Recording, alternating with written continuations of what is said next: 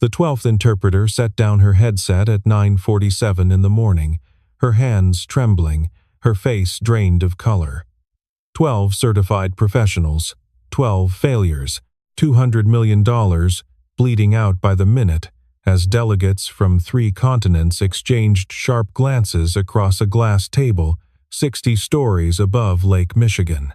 Claire Hargrove stood at the head of the room, her father's company unraveling in real time, and no one left to stop it. No one, except the man no one had ever looked at. The man in the gray uniform, holding a mop, standing at the edge of the doorway like he didn't belong.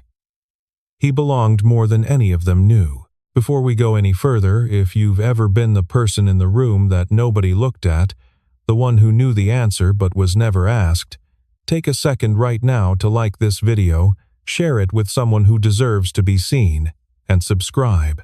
Because this story isn't just about one man and 8 languages, it's about what happens when the world finally runs out of options and has to look down.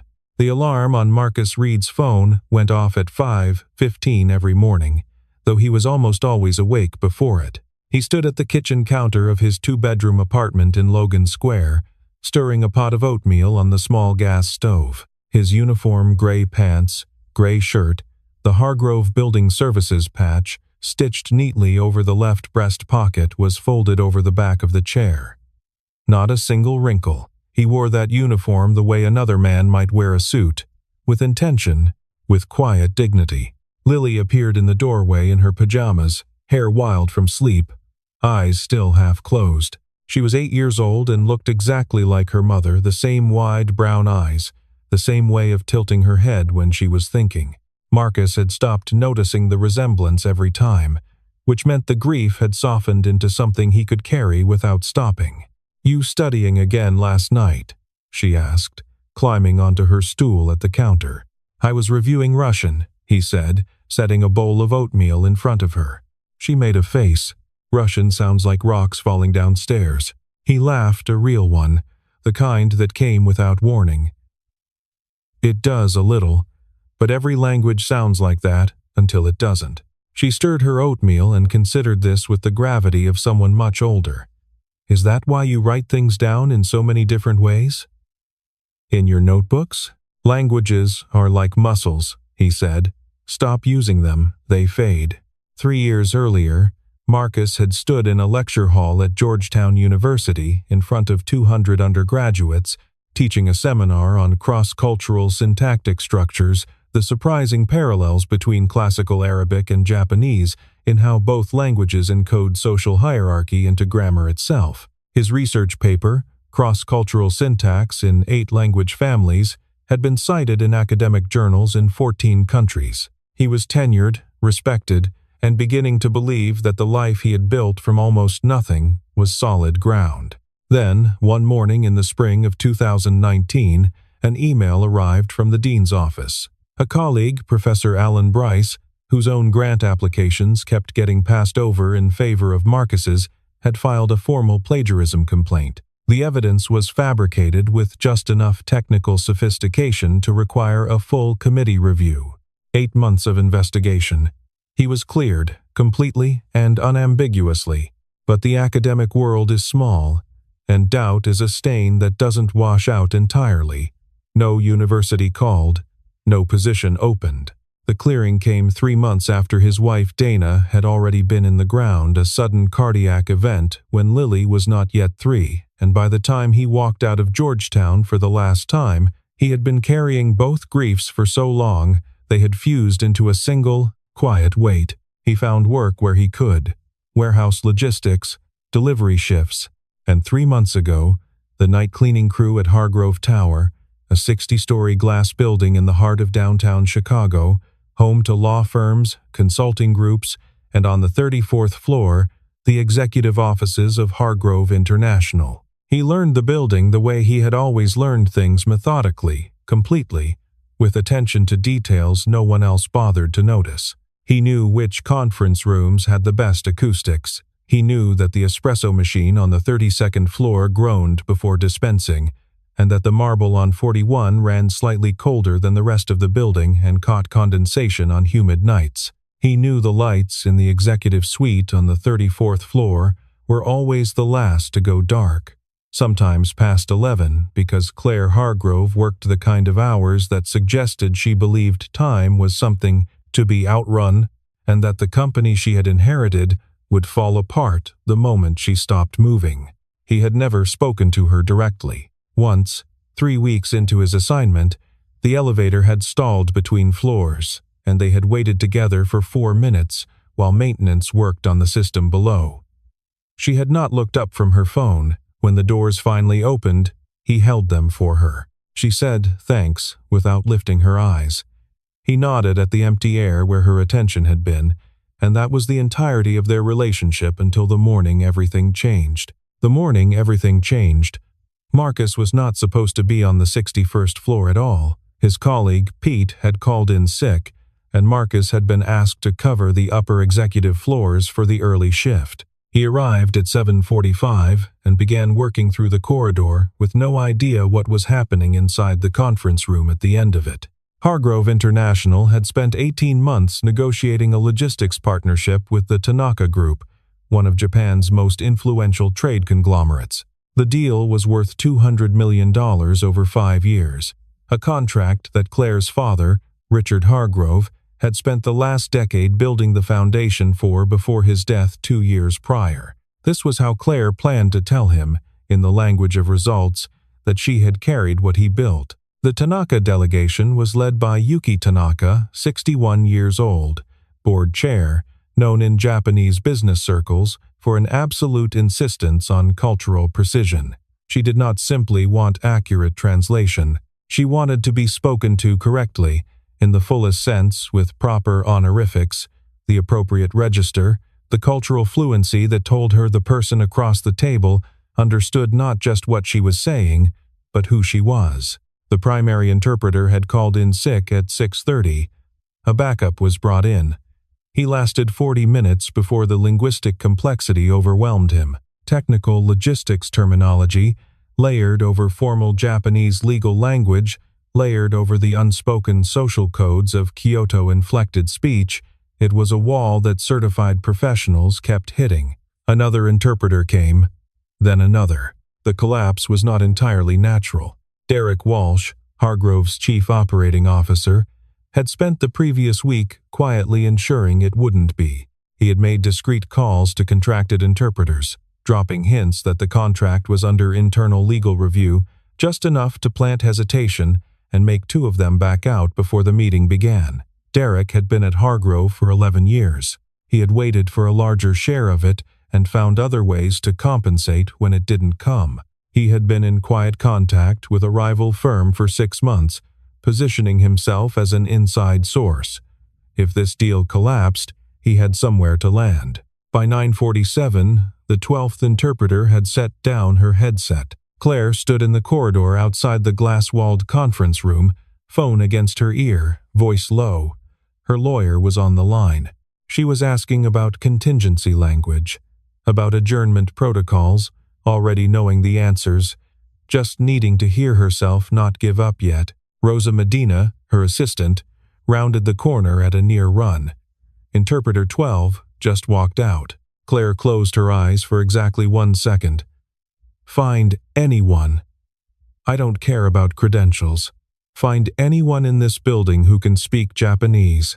Rosa turned and went and collided squarely with the cleaning cart Marcus had left in the corridor while he worked around the corner. Papers scattered. A clipboard hit the floor. A small notebook slid out from beneath a stack of supply sheets, flipping open to a page of neat, precise handwriting. Rosa bent to gather the mess and stopped. The handwriting was not in English. She picked up the notebook slowly. The characters were Japanese clean, carefully formed, unmistakably fluent. A note to himself, it looked like. A reminder to pick up milk and something about a library book. She looked up at the man rounding the corner with his mop. He was unremarkable looking in the way that people become when the world has spent enough time looking through them. Calm eyes that had seen things and decided not to advertise it. Gray uniform. He reached down to help her collect the scattered papers with unhurried efficiency. "Did you write this?" she asked, holding out the notebook. He looked at it. "Yes. Can you speak it?" He hesitated, not for lack of an answer, but because he knew precisely what was waiting on the other side of yes. He knew what would happen when a man in a gray cleaning uniform walked into a room full of executives and international delegates.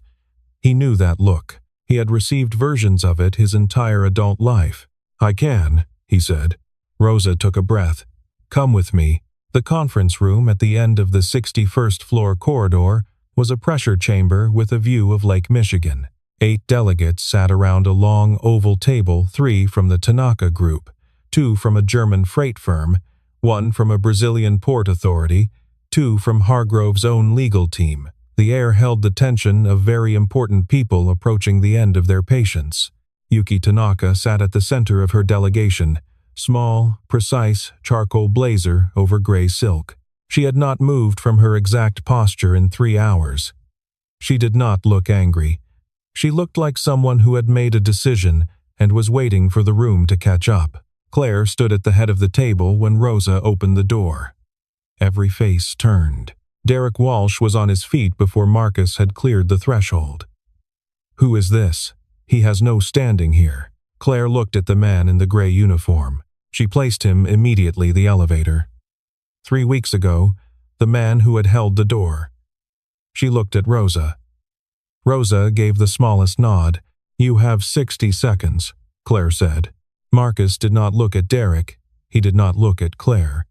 He looked at Yuki Tanaka and bowed. Not the shallow nod that Westerners sometimes offered as a gesture of cultural awareness.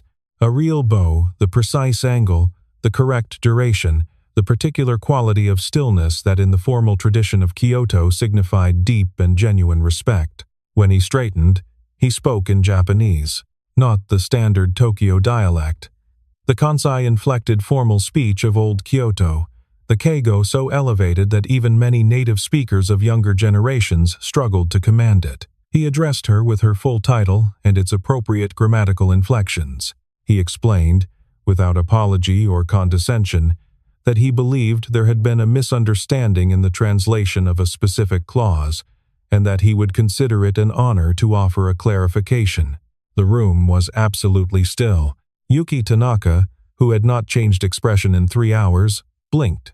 She looked at him, at the gray uniform, at the cleaning cart visible through the glass wall, and then she looked at the person, and she sat back with the ease that a woman of her experience allowed herself only when she had decided she was in the presence of someone worth trusting. She said, in Japanese, that she would hear him.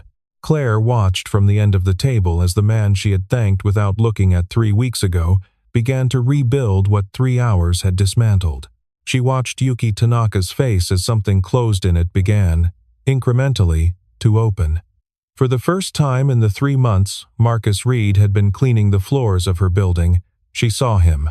That evening, after the delegates had gone, Claire sat alone in her office on the 34th floor with her laptop open and typed 2 words into the search bar.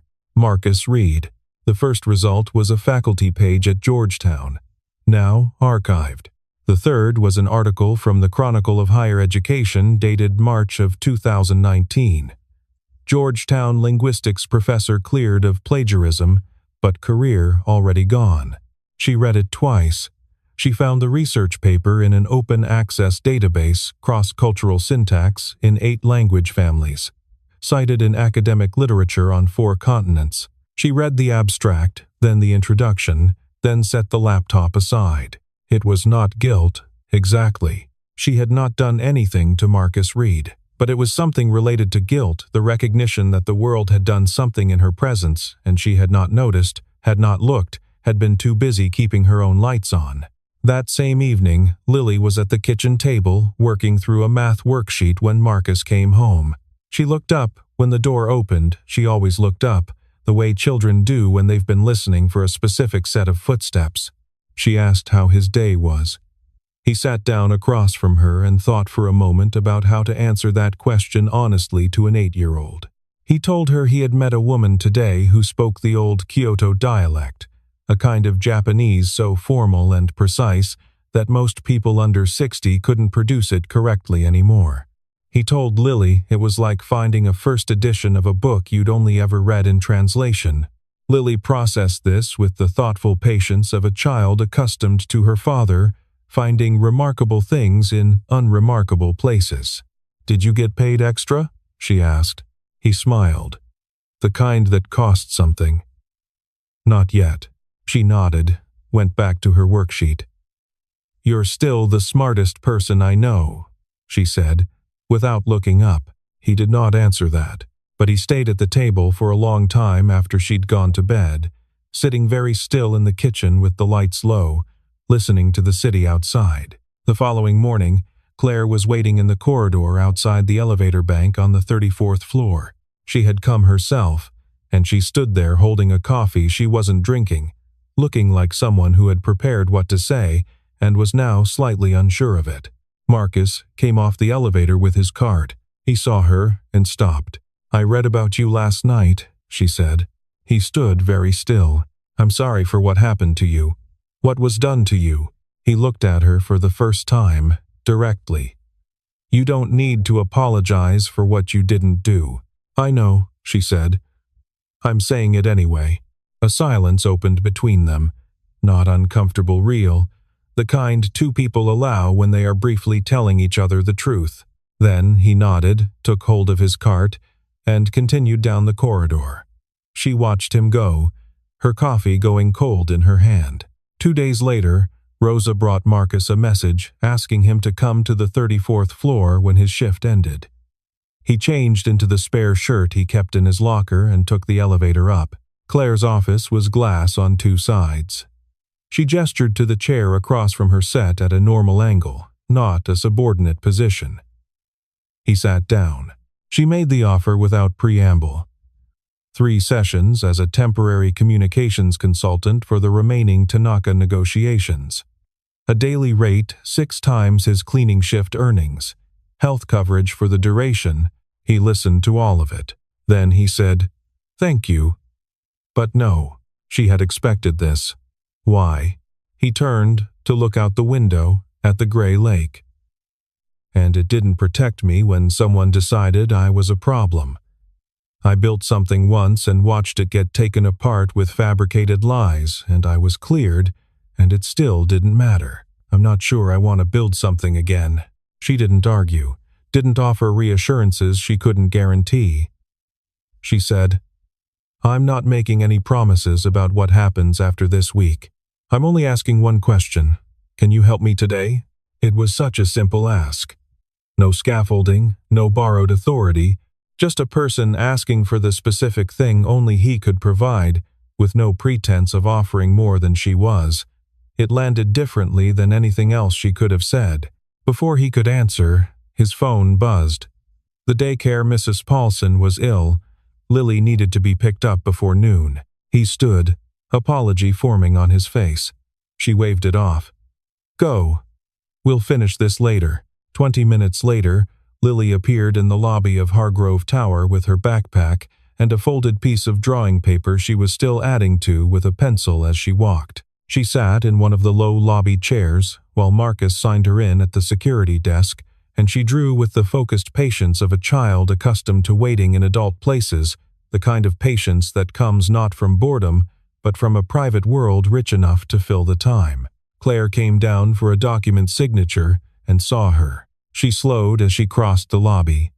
The girl was small in the large chair, bent over her paper, pencil moving in careful, deliberate strokes. Claire wasn't going to stop, it wasn't her place, but she passed close enough to see the drawing. A man at a blackboard covered in writing, symbols and letters from what appeared to be several different alphabets, done with a child's imprecise and earnest hand. The man was smiling. At the bottom, in block letters slightly uneven with the effort of someone trying very hard to write neatly, "My dad knows everything." Claire stopped. She looked at the drawing for a long moment.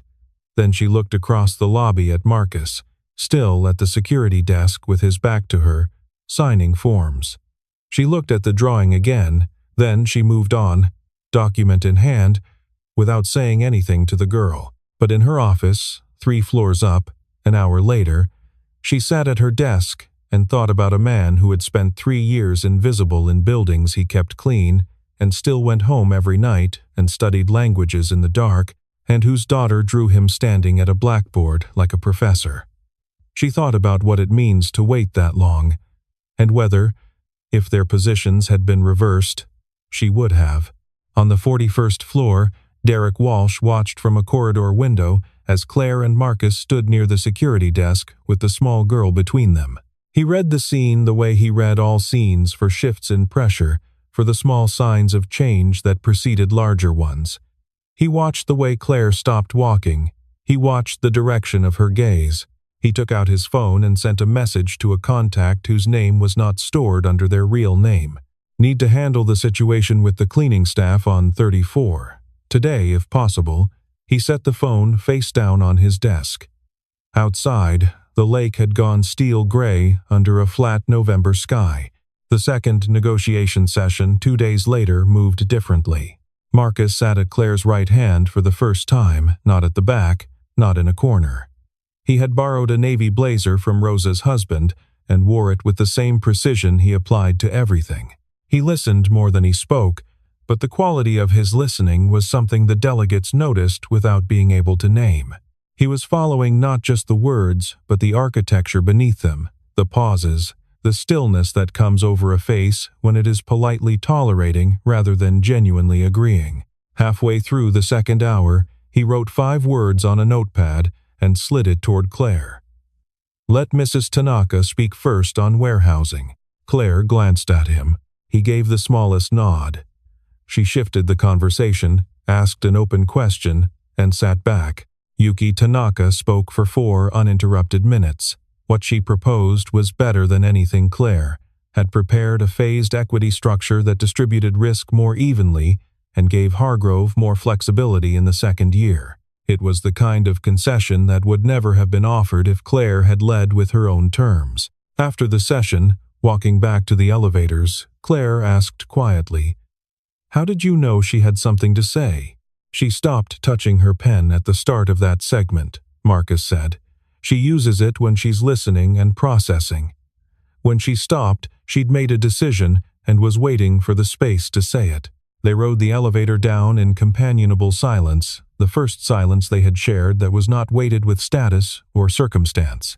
That evening, Marcus rode up to the 38th floor to collect a supply refill. He stepped into the elevator, and Derek Walsh was already in it, turned slightly away, phone against his ear, speaking quietly.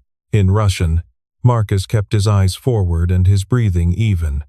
Not heavily accented, not halting, fluent. The specific cadence of someone who had lived inside a language long enough to stop translating and simply speak. He could not hear every word, but he heard enough. A name that sounded like a company, a number that sounded like a percentage, and a phrase in idiomatic construction that carried the meaning of something already arranged, a deal made in advance of the room. The elevator stopped at 38. Marcus got out. The doors closed behind him, and he stood in the corridor for a moment, very still, listening to his own heartbeat. Derek Walsh was listed in every internal Hargrove document as having only 2 professional languages, English and French. He had lived and worked in Chicago for 15 years. There was nothing not in his staff profile, not in his conference presentations, not in the months of executive correspondence Marcus had seen spread across tables he was cleaning that suggested Russian. Not a single word. He went back to his work and said nothing. Over the next 3 days, he kept his eyes open and his mouth closed. He began writing notes in Arabic, the written register of modern standard Arabic, which looked to an untrained eye like decorative script. He had used this habit since graduate school, writing private observations in languages that differed from what he was studying. It had become a form of encryption by obscurity. Not unbreakable, but private. He noted the times Derek left his office after 7 in the evening. He noted a car he hadn't seen before idling by the east entrance on 2 separate nights. He noted lights in a secondary conference room on 41, going on at 9:40 on a Thursday, an hour after building security had logged the last executive departure. On the 4th day, The cleaning supervisor called Marcus into the administrative office on the service level. A complaint had been filed anonymous through the internal compliance portal. Marcus had allegedly been observed removing documents from the 61st floor conference room. The supervisor, a decent man named Gerald, could not look at him directly. Marcus stood in the small office and felt a familiar weight settle over him. The fluorescent light hummed.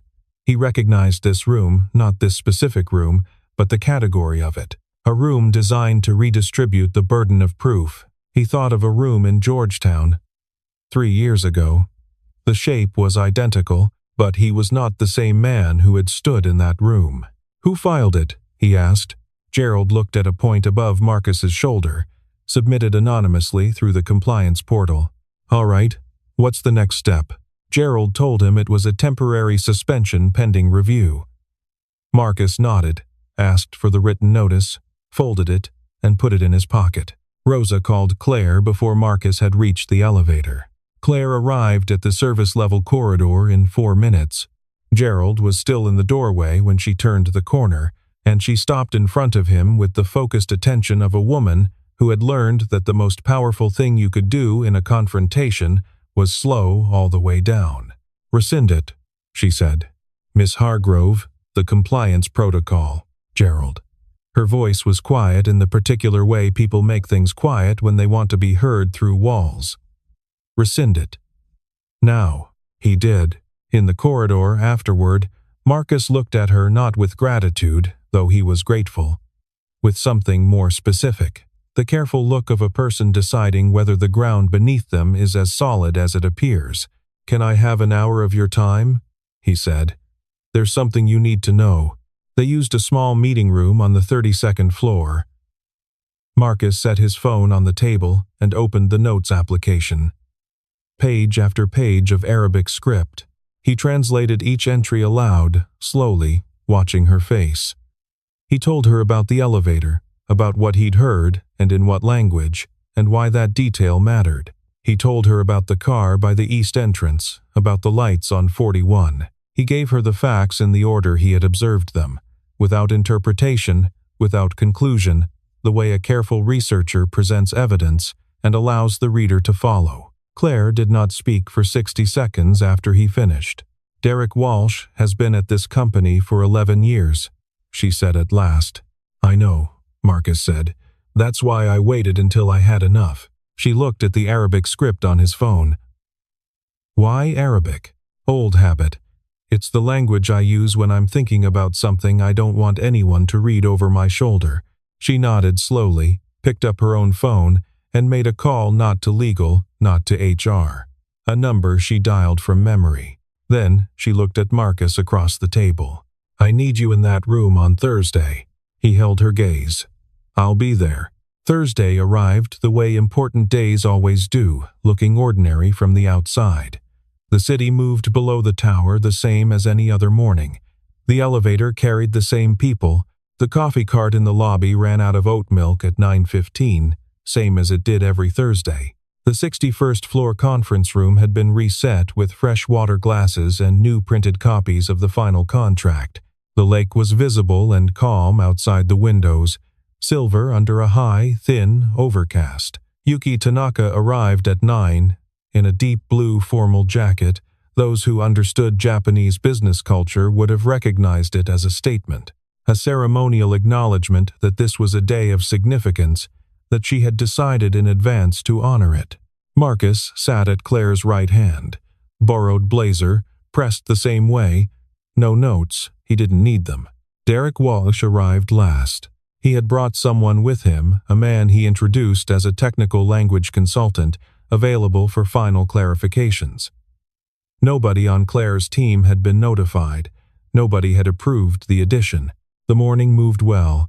The final contract ran to 312 pages, and most of the session was the careful work of confirming that every party's understanding of every clause aligned. Marcus translated, clarified, occasionally offered a cultural note that adjusted the framing of a question just enough to preserve the dignity Yuki Tanaka required. Just before 11, they reached the warehousing rights clause.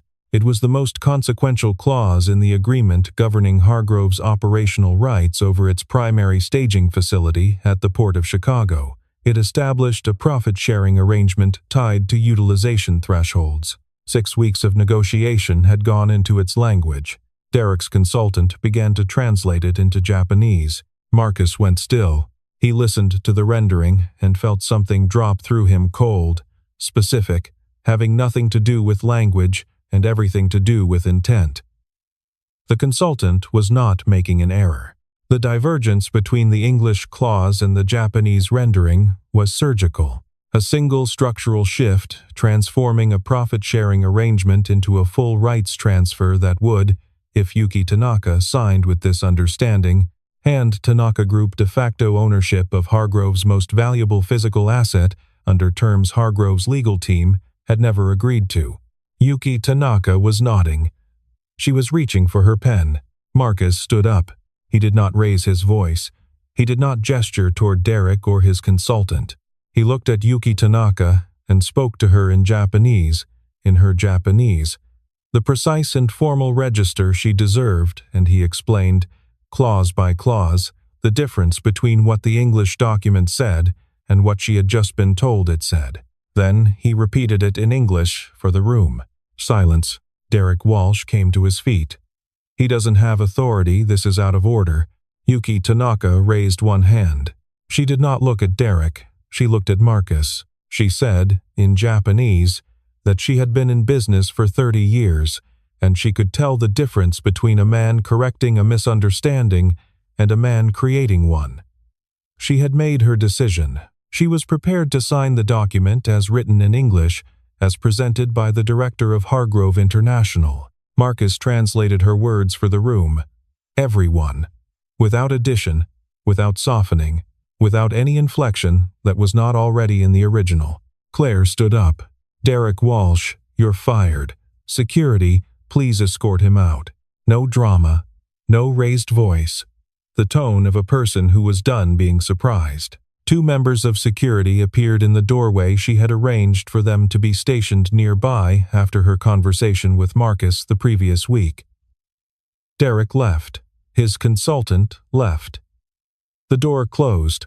Claire turned to Yuki Tanaka and bowed. Not a Western approximation. The correct angle, the correct stillness, the bow of someone who had been taught what it meant, not just shown what it looked like. Yuki Tanaka looked at her. Then at Marcus. Then, for the first time in a full week of negotiation, she smiled. She signed the contract. When the last delegate had gone and the 61st floor conference room had emptied, 2 people remained. Claire stood at the floor-to-ceiling windows, looking out at Lake Michigan. The afternoon light was long and low, gold laying itself over the water in broad, flat strips. The city below had kept moving. Indifferent to what had just happened, 60 stories up, which was either humbling or clarifying, depending on the kind of person you were.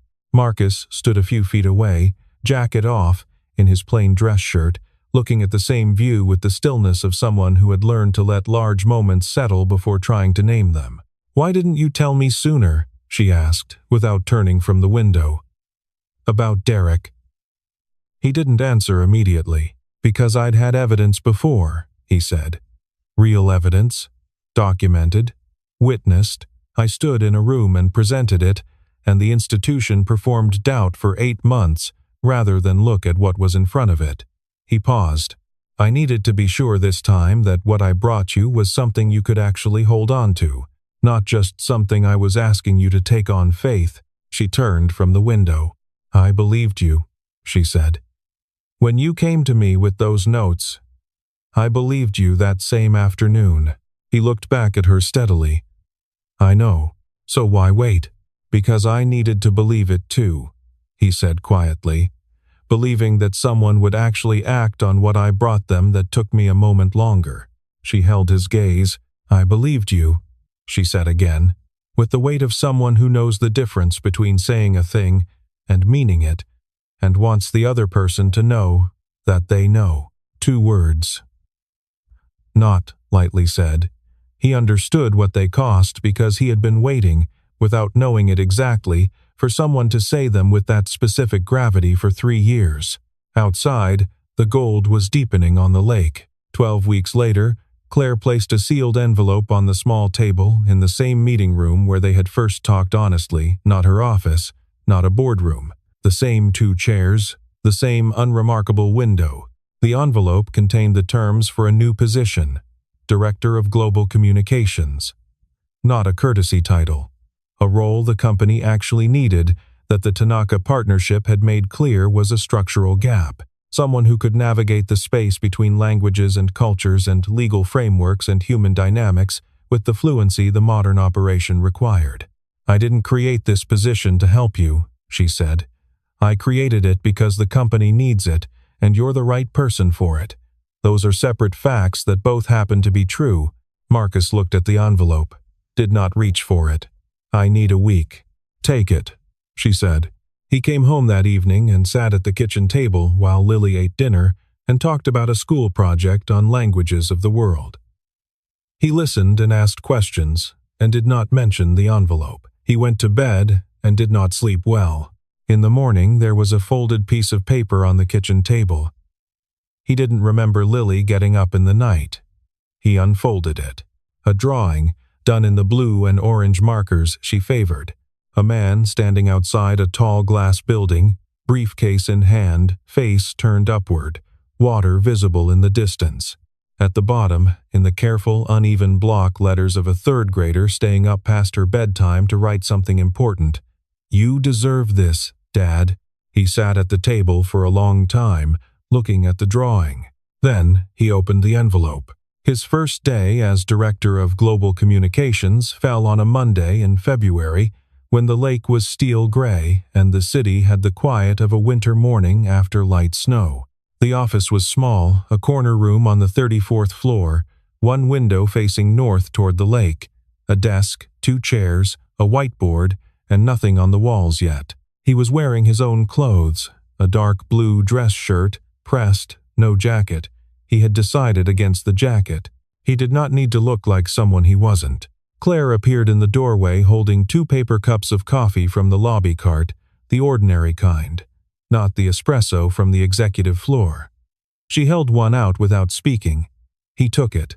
They stood side by side at the window, looking north, the coffee warm in their hands, the lake receiving the first light of the day in long silver lines.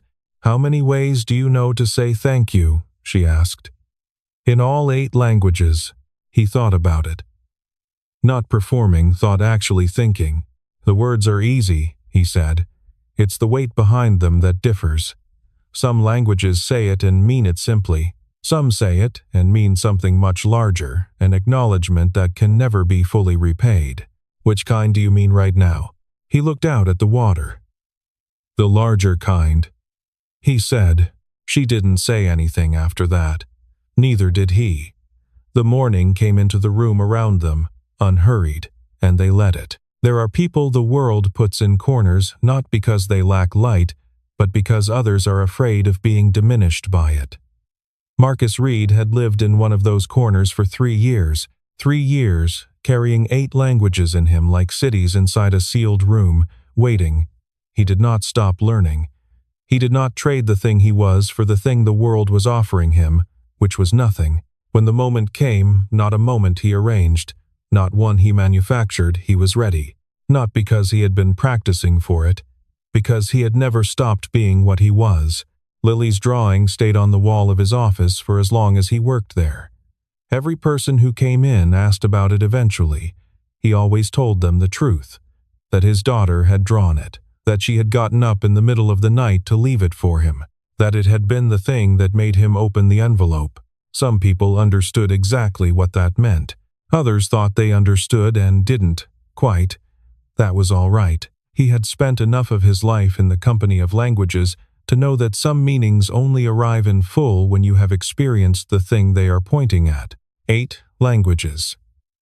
12 failures before him, $200 million on the line, a little girl with a marker and a piece of paper, staying up past her bedtime because she believed in her father without condition or caveat. In the end, it was not the languages that saved the day. It was the years behind them, the study after exhausting shifts, the early mornings with oatmeal and a child who tilted her head when she was thinking, the humility of a man who wore his uniform without apology and carried his knowledge without display, waiting not for recognition but for the moment when what he was might actually be of use. That moment came. He was ready.